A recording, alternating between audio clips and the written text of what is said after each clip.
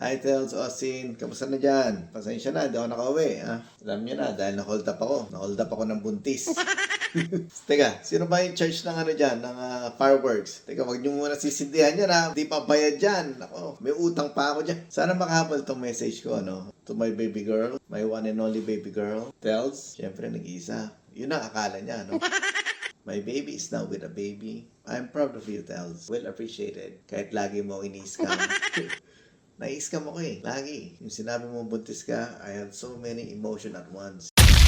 Halo-halo, masaya, excited, nagkagulo yung utak mo ba? Ganon. Ang nangyari na lang, ayun, napaiyak ako. Sabi nga nila tears of joy. Uy, huwag mong papakita yung video na yan. Malamang ipapakita mo na naman yan, Telsa. It's your time to be a parent. Maranasan mo ngayon ang gising na madaling araw, padede, every 3 hours ang gising, palit ng diaper, mag-ayos sa mga kalat dyan, mga laruan, pakalat-kalat dyan sa sahig. Basta ang alam ko, duty ng grandparents is pasaya ng apo, is-spoil ang apo with sugar, take picture, syempre. At pag umiyak, syempre, ibalik sa magulang. I can't wait to see my apo, syempre. Gusto ko siya turuan maging athletic, mag-snowboarding, mag-swimming, basketball, downhill, mountain bike. Turuan ko siya sa electronics, mekaniko, mag-DIY kami, maghanda ka na, Tels, at saka Austin. Sasabihin niya sa inyo na, can we go to Lolo? I like Lolo. Lolo is fun. Babae o lalaki? Basta ako. Team girl ako. Pero si J-Man, nag-team girl eh. So, siyempre, kailangan merong opposite. Kaya, team boy ako.